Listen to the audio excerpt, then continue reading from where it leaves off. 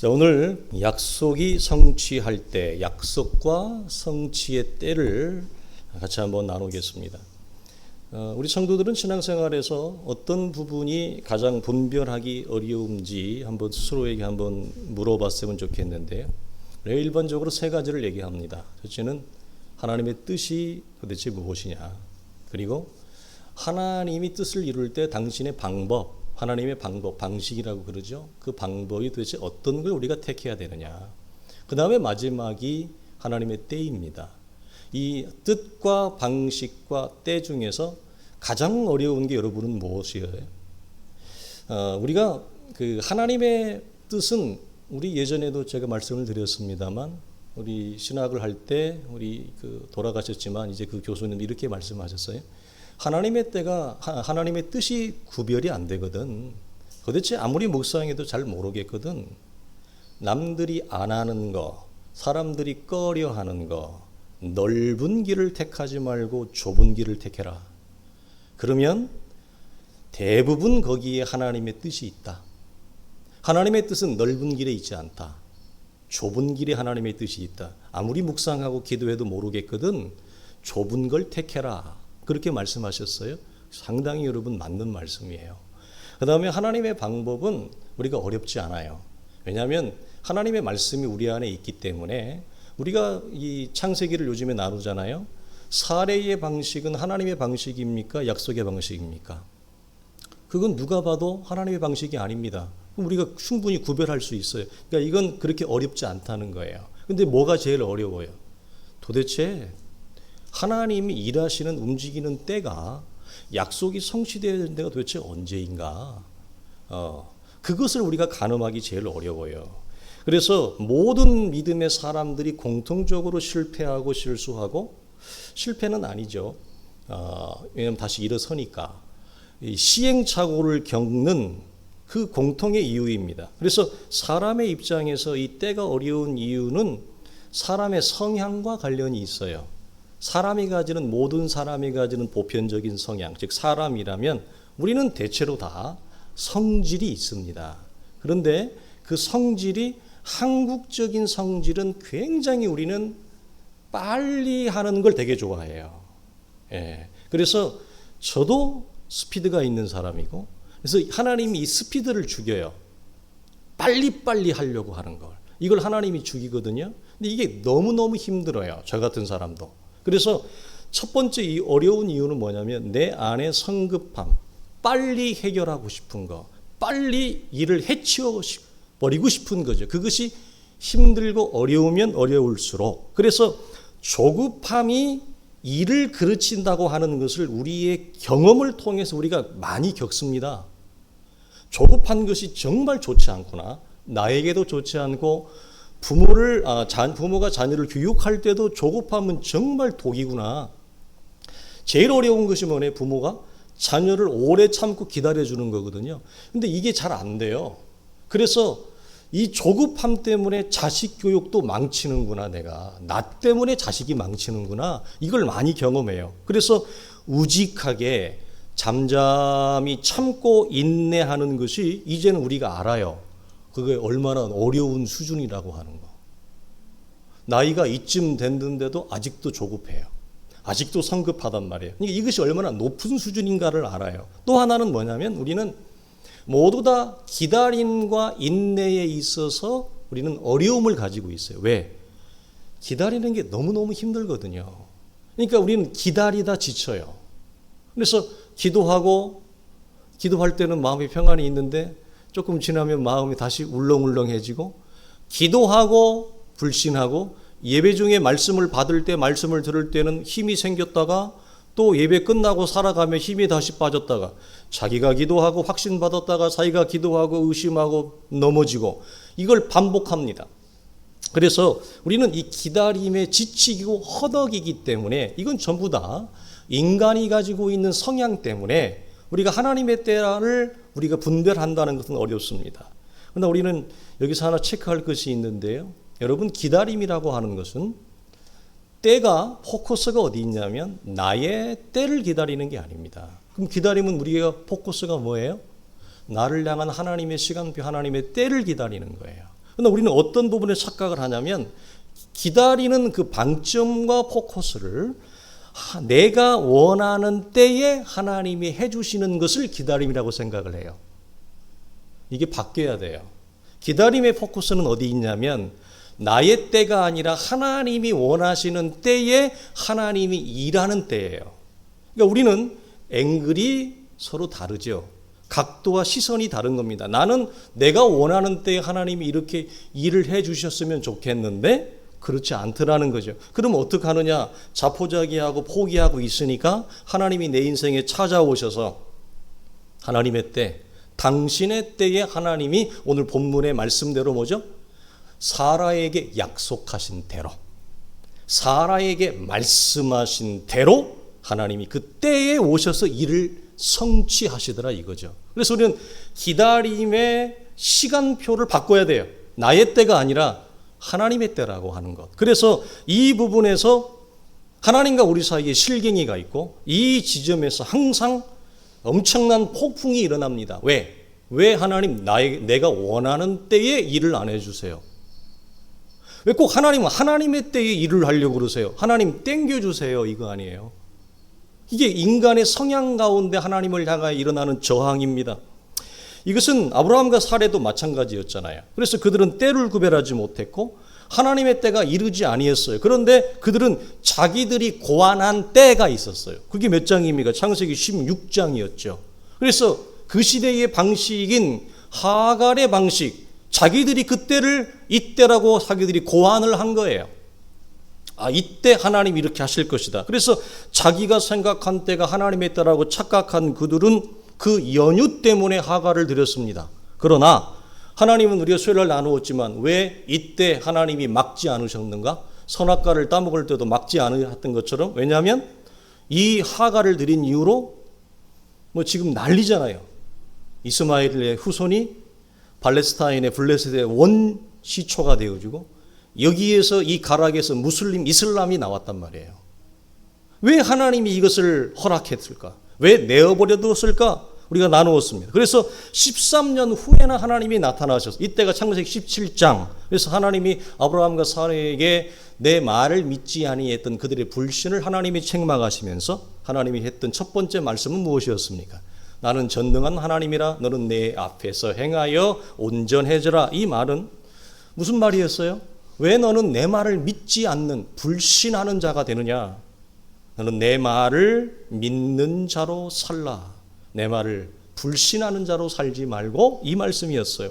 드디어 하나님의 때가 찾아왔죠. 이때가 창세기 17장으로 넘어갑니다. 자, 여러분, 그런데 하나님 이렇게 오셔서 말씀하여요. 네 아내 사라가 네게 아들을 낳을 것이다. 너는 그 이름을 이삭이라 하라. 이름까지 알려줘야 하나님이 아브라함에게 오셔서 네 아내 사라가 내게 아들을 낳을 것이다. 그러면 이름을 이삭이라 하라.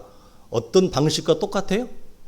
마리아가 천사를 통해 계시를 받을 때랑 똑같아요. 그 방식을 동일하게 취합니다. 그래서 내 언약은 이것이니 내년 이 시기에 사라가 내게 낳으리라. 이 말을 마지막으로 재확인시켜요. 아브라함의 생애 속에. 그리고 그 다음에는 이제 정말 이삭이 나오는 거예요. 성취가 되는 거예요. 이때 그러니까 상당히 시간이 흘렀단 말이에요. 아브라함의 반응이 뭐였어요? 웃습니다. 창세기 17장 17절 아브라함이 엎드려 웃으며 마음속으로 이르되 100세 된 사람이 어찌 자식을 낳을까? 사라는 99세니 어찌 애를 낳겠습니까? 자, 여러분, 아브라함이 먼저 웃어요? 사례가 먼저 웃을까요? 우리는 사례의 웃음만 생각하는데 아브라함이 먼저 웃어요. 근데 이 웃음은 어떤 웃음이에요? 불신의 웃음이에요. 그러니까 약간 비아냥거리는 웃음거리죠. 여러분, 자, 아브라함이 하나님이 마지막으로 재확인시키는 이름도 지어주시고요. 이제는 내년이라고 하는 명년 이맘때라고 하는 가까운 때도 알려주셔요. 자, 그러면 이렇게 말을 했으면 아브라함이 이제는 하나님의 말씀을 믿는 자의 반응으로 보여야 되는데 아직까지 이때만 해도 우리가 지난주까지 나누었던 창세기 22장의 반응은 아브라함에겐 보이지 않아요. 자, 그러면 아브라함이 이렇게 반응하면 옆에 있는 아내가 사례가 여러분 어떻게 해야 됐을까요? 어떻게 하면 좋았을까요? 만약에 여러분이 남편이 하나님이 이렇게 말하는데 여러분이 아브라함처럼 여러분의 남편이 아내가 혹은 이렇게 반응했다면 여러분 어떻게 여러분 조언을 해 주시겠습니까? 어떻게 여러분 말하시겠어요? 아브라함이 이랬을 때 사라가 이렇게 얘기해야 되죠. 어떻게? 여보, 당신 왜 그래? 왜 그렇게 하나님이 말씀하시는데 그렇게 웃어? 하나님을 그렇게 대해도 되는 분이야? 이런 거죠. 왜 하나님의 말씀 앞에 그렇게 반응해? 하나님이 그렇게 당신에게 가벼운 존재야? 이렇게 얘기를 조언을 해야 됩니다. 이게 사례의 부부의 아내의 역할이에요. 이렇게 하면 얼마나 좋았을까요? 그러나 현실은 항상 깨죠. 현실은 항상 깹니다. 그래서 부부가 하나가 아니랄까봐 이렇게 조언하지 않았던 창세기 18장을 가면 드디어 하나님이 사례에게 나타납니다. 우리가 잘 아는 마물의 상술의 수풀이죠. 하나님이 친히 나타나십니다. 그래서 뭐라고 사례에게 얘기합니까? 이제는 사례에게 직접 얘기하면 내가 이 내년 이맘때에 내가 반드시 내게로 돌아오리니 내 아내 사례에게 아들이 있으리라 하시니까 마지막으로 이 말씀을 사례에게 사라 역시 웃습니다. 뭐라고 얘기합니까? 내가 나이가 몇인데요. 내 주인은 이미 늙었나이다 라고 하는. 그래서 이 웃음을 진짜 하나님 이렇게 얘기해요. 다시 한번 얘기해요. 사례야, 내게 능치 못할 일이 있겠느냐? 하나님이 내게 능치 못할 일이 있겠느냐? 어찌하여 너는 불신의 웃음을 짓느냐? 사라를 책망합니다. 하나님이. 여러분, 하나님의 약속이 지연될 때에는 그만한 이유가 있습니다. 하나님은 밑도 끝도 없이 우리가 생각하는 것처럼 아무 무계획으로 반응 없이 하나님의 약속이 지연되는 게 아닙니다. 하나님은 이때를 기다렸어요. 이때가 어떤 때예요? 그들 스스로 아무것도 할 수 없다고 고백하는, 그들 스스로 아무것도 자기들이 창조하고 만들 수 없다고 하는 그 시인의 때를 기다려요. 여러분, 이들이 24년 전에 가나안에 입성했을 때 만약 이때 하나님이 이삭을 주셨을 수도 있습니다. 이때는 여러분 굉장히 아브라함과 사례가 아름답고 젊었을 때죠. 어느 정도로 아름다웠습니까? 바로가 사례를 아내로 데려갈 정도로 취할 정도로 사례는 아름다웠어요. 만약 그때에 이삭을 주었다면 아브라함과 사례는 어떻게 여러분 반응했을까요? 자, 24년을 이렇게 하나님과의 관계 속에서 믿음의 걸음을 말씀을 따라 걸어왔음에도 불구하고 여전히 하나님이 말씀하는데 불신하고 믿지 못하고 비웃음을 짓습니다. 불신의 웃음을 부부가 다 짓습니다. 그런 그들이 만약 일찍 하나님의 약속이 성취되었다면 그들은 여러분 하나님 앞에 어떤 태도를 보였을까요? 여러분, 그들은 분명히 자신들의 능력으로 아이를 얻었다고 여겼을 것입니다. 하나님이 하긴 뭘 해? 내가 했지. 이 뻔뻔함과 무지함으로 하나님 앞에 대응했을 거예요.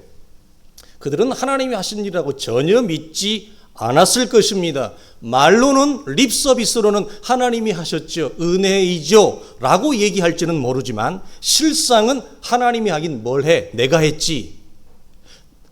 내가 이만큼 해서 내가 그래도 이렇게 했으니까 이렇게 사는 거야.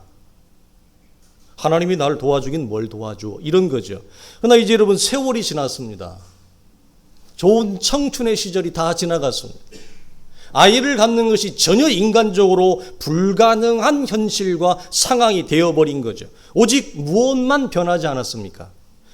약속의 말씀만이 살아있고 변하지 않고 약속을 받은 이 아브라함과 사례라고 하는 육체라고 하는 이 그릇은 변했습니다. 어떻게?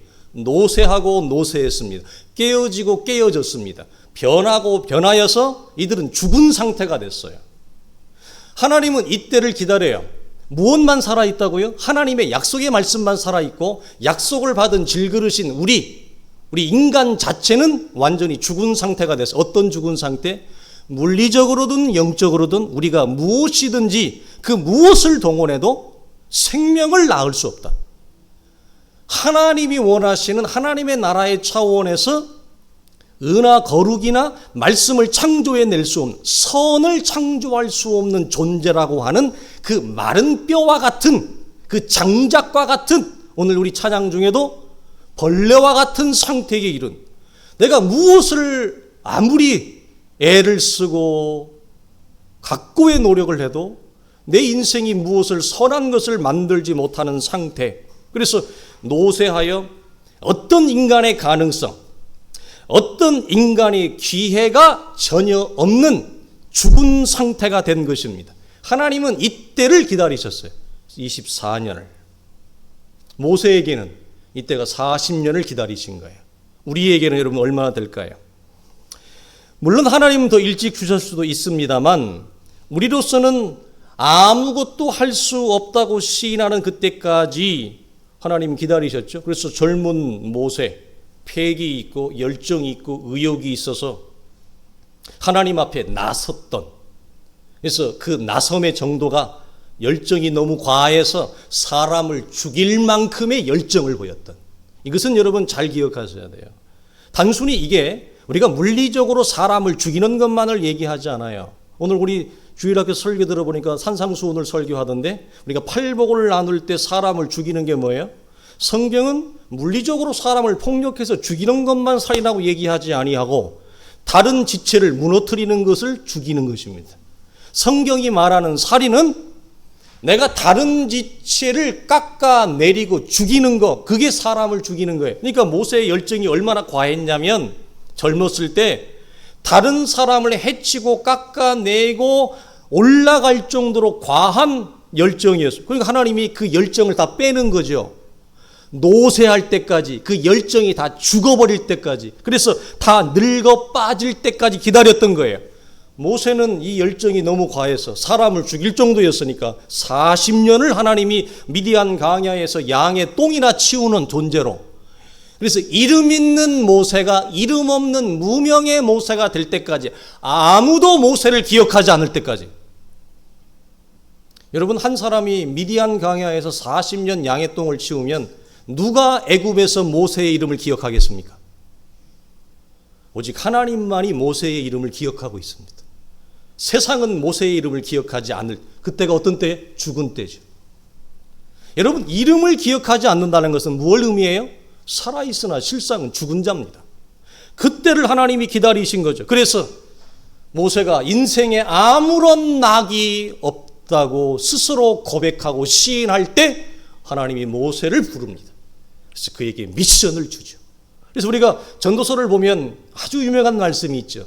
너는 청년의 때 인생에 아무런 낙이 없다고 여겨질 때 누구를 기억하라?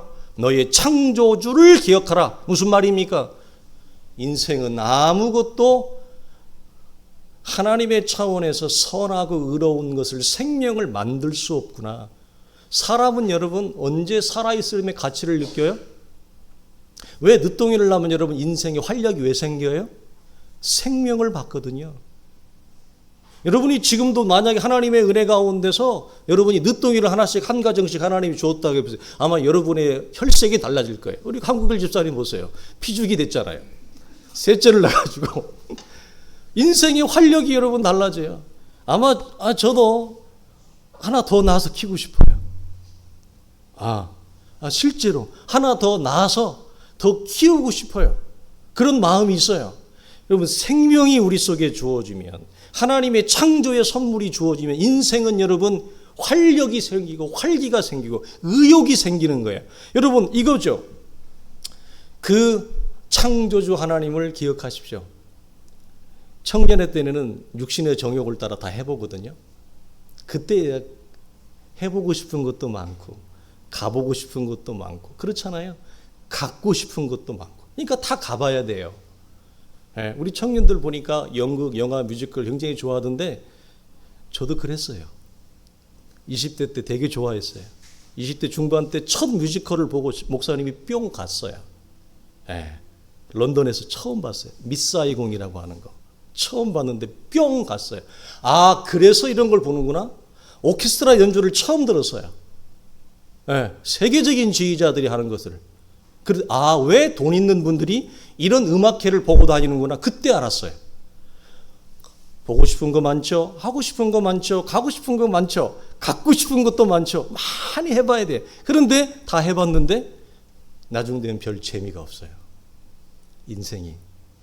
재미가 없어요. 낙이 없는 거지. 그때 누구를 생각하라고? 너의 창조주를 기억하라.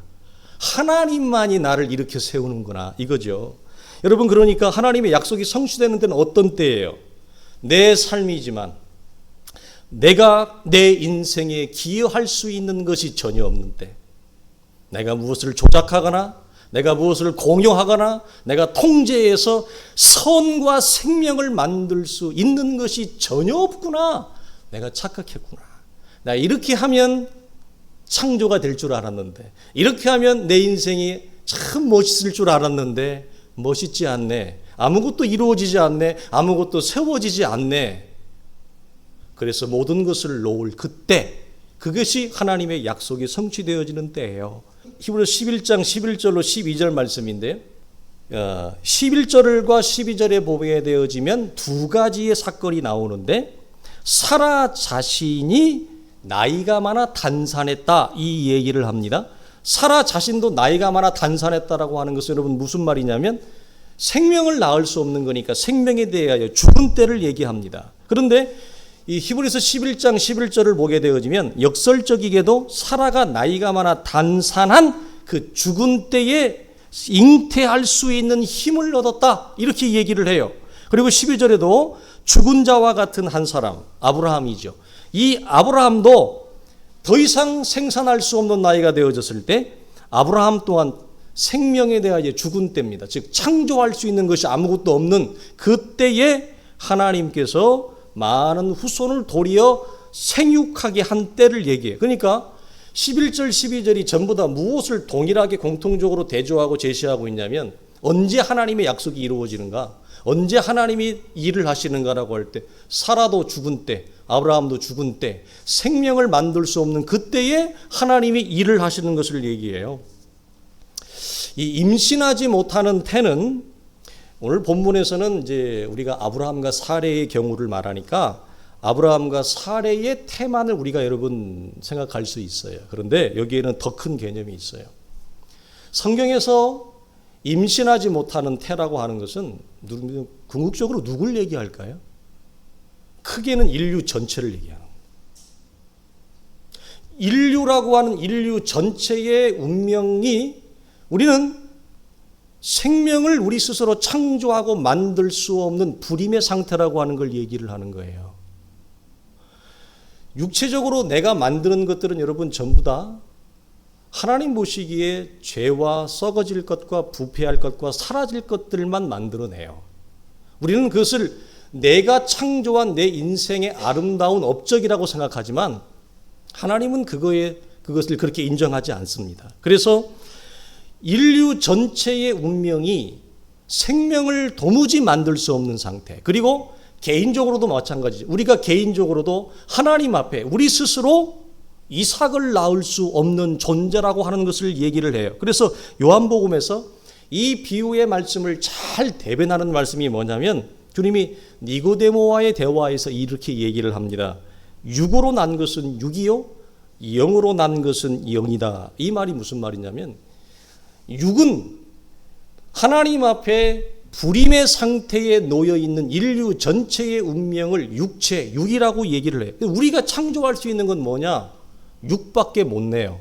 이 말을 사례의 방식으로 얘기하면 뭐죠? 사례는 자기가 이때가 하나님의 때라고 생각해서 자기들이 기여해서 공유해서 만든 게 뭐죠? 이스마엘이라고 하는 육체의 생명밖에 못 나요. 그들이 생각했던 게 뭐냐? 만들 수 있는 것이 뭐냐? 기껏해서 만들었던 것이 이스마엘밖에 못 나요. 이게 뭐죠? 육은 육밖에 못 나요. 그래서 영은 오직 하나님의 성령만이 영을 낳게 하십니다. 사람이라고 하는 존재의 한계성을 얘기해서, 자, 우리가 금방 나누었던 요한복음 6장을 보면 이렇게 얘기하죠. 살리는 것은 영이니 육은 무익하니라. 내가 너희에게 이른 것은 영이요 생명이라, 이렇게 얘기해요. 그러니까 생명을 낳는 것, 하나님 보시기에 우리를 살려내는 것은 하나님의 성령의 고유한 일이고 오직 하나님만이 하세요. 사람은 한다고 했는데 뭘 제주껏 한 게 뭐예요? 기껏해야 이스마엘밖에 못 만들어내는 존재죠. 그래서 이스마엘을 만들어 나서 그거에 대한 후폭풍과 부작용이 인류 전체에 미친 것입니다. 그래서 약속을 주셨지만 사람은 무엇을 동원해도 우리 스스로 말씀을 성취할 수 없다라고 하는 이 절박하고 절실한 상태에 우리가 직면하게 해서 하나님 앞에 우리가 무엇을 고백하게 합니까? 오직 당신만이 영을 낳습니다. 우리는 육체를 가진 존재라서 육밖에 못 낳는군요.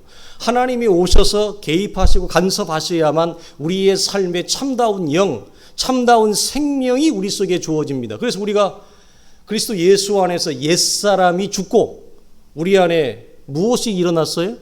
새 사람이라고 하는 영적 존재가 우리 안에 일어난 거예요. 우리는 무엇밖에 못 만들었어요. 지금까지 살았지만 하나님의 성령이 우리 인생에 개입하지 아니하면 이스마엘이라고 하는 우리의 육체 옛사람밖에 우리는 증폭시키지 못해요. 내 삶에서 열심히 살면 살수록 더 주도 면밀하게 인생을 계획하고 달려갈수록 내 안에 무엇이 확장되어지고 커져요?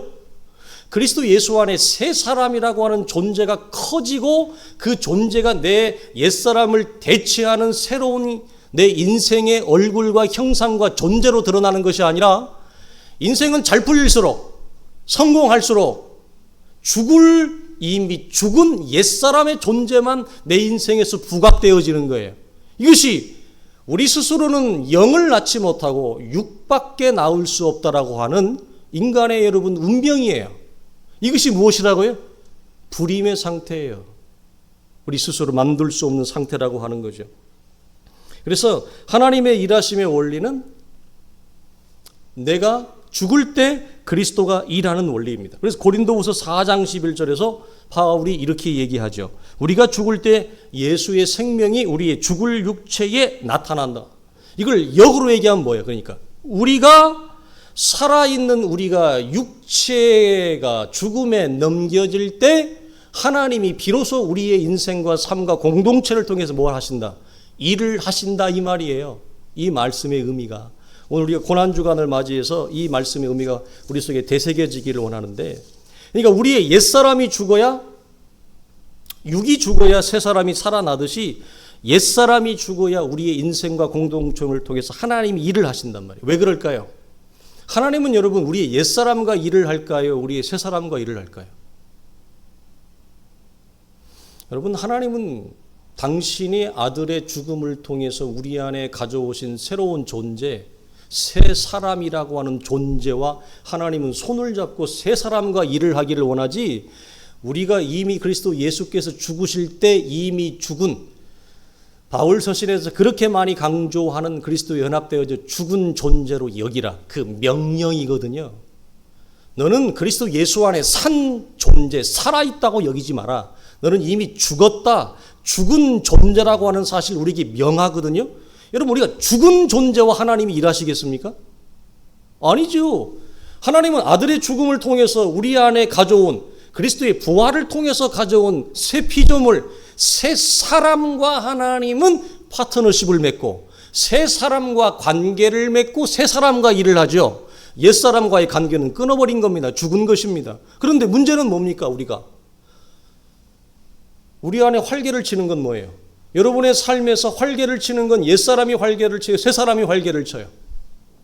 여러분의 인생을 주도적으로 영향을 미치고 끌고 가는 것은 옛사람과 옛사람의 삶의 스타일과 방식이 내 삶을 주도하고 이끌어가요? 아니면 이미 죽은 존재가 아니라 새롭게 태어난 새 사람의 존재가 내 삶을 주장하고 내 삶에 영향력을 미치고 그 녀석이 이끌어갑니까? 내 인생에 옛사람이 활개를 칠수록 우리 인생을 향한 하나님의 약속의 때는 미뤄집니다. 그렇지 않겠습니까? 공동체에도 마찬가지입니다. 하나님은 우리 안에 새 사람이라고 하는 존재를 주셨습니다. 아들의 죽으심과 성령의 역사로 말미암아. 하나님은 누구와 일을 하세요? 죽은 존재와 왜 일을 해요? 산 존재와 일을 해야죠. 하나님도 살아계시고 새 사람도 살아있으니 하나님은 새 창조된 우리 안에서 하나님은 일을 하기를 원하시는데, 개인적으로도 그렇고 공동체 전체로도 그렇고 자꾸 옛사람이 활개를 치면 하나님의 약속은 지연될 수밖에 없죠. 자, 마지막 갈라디아서 2장 20절 우리가 잘 아는 말씀. 내가 그리스도와 함께 십자가에 못 박혔나니 그런즉 이제는 내가 사는 것이 아니요 오직 내 안에 그리스도께서 사시는 것이라. 이제 내가 육체 가운데 사는 것은 나를 사랑하사 나를 위하여 자기를 버리신 하나님의 아들을 믿는 믿음 안에서 사는 것이라. 여기에 말씀을 축약해서 말하면 공통점은 이거예요. 내가 아니다. 그리스도께서 하신다. 내가 아니다. 마지막으로 하나님의 아들을 믿는 믿음 안에서 믿음으로 산다. 공통적으로 뭐죠? 내가 아니라 그리스도가 한다. 내가 아니라 내 안에 육체라고 하는 질그릇 속에 하나님이 담아놓으신 믿음이 한다. 이게 공통점이에요. 근데 이 전제와 조건이 뭐예요? 언제 그리스도가 일을 하세요? 언제 우리 안에 믿음이 역사하고 믿음이 성취를 해요? 내가 그리스도와 함께 죽을 때.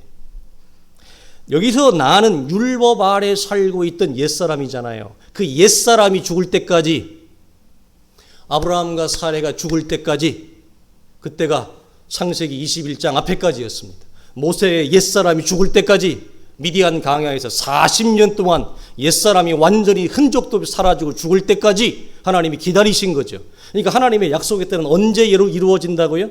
역사적으로나 우리의 삶으로나 실제적으로나 우리의 옛사람 하나님 앞에 육체라고 하는 질그릇이 온전히 깨어져서 내가 내 인생에 아무런 기여도 그 무엇도 선한 것을 만들 수 없고 창조할 수 없다라고 하는 철저한 에스겔 골짜기의 이 마른 뼈와 같은 고백이 우리 속에 터져 나올 때까지 오직 하나님만이 하십니다.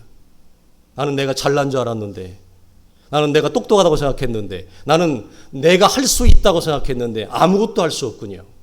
오직 하나님만이 하셔야 됩니다. 내 안에 계신 그리스도가 하셔야 됩니다. 내 안에 허락하신 그 믿음이 역사하셔야 됩니다. 이 고백에 이를 때까지 하나님이 여러분 기다리시는 것입니다. 그러니까 하나님의 약속이 어떤 때 그 때가 이루어지냐, 때의 분별과 감지는 뭐죠? 우리가 이 고백과 시인에 근접했을 때죠. 사랑하는 성도들이여, 성경에서 임신하지 못하는 태가 대표적으로 사라의 태입니다. 그리고 한나의 태입니다. 이건 인류 전체를 말한다 그랬습니다. 두 사라와 한나의 태 공통점이 뭐죠? 그들이 생명을 창조할 수 없다라고 하는 그 상황에까지 간 거죠. 그래서 오직 하나님이 사레와 한나의 태에 아무것도 없는 그 상태에서 생명을 창조하시는 때란 말이에요. 그 마지막으로 대표적인 것이 조금 결이 다르지만 동정녀 탄생입니다. 동정녀 탄생은 사라와 한나의 태와 조금 다른 각도를 가지고 있습니다. 마리아의 처녀 임신은 더 극적이죠. 무엇이? 하나님의 약속이, 하나님의 약속의 씨가 어떻게 아무것도 없는 무에서, 창세기 1장이란 말이에요. 아무것도 없이 창조되지 않고 죽은 상태에서, 흑암의 상태에서 생명을 불러일으키고 가져오는지를 가장 극적으로 보여주는 것이 뭐죠? 마리아의 임신입니다. 결혼도 하기 전에, 즉 원인이 없는데 사람과 사람 사이에서 어떤 생명이 나올 만한 원인을 제공한 것이 없는데 결과가 만들어지는 거야. 이것이 무엇이에요?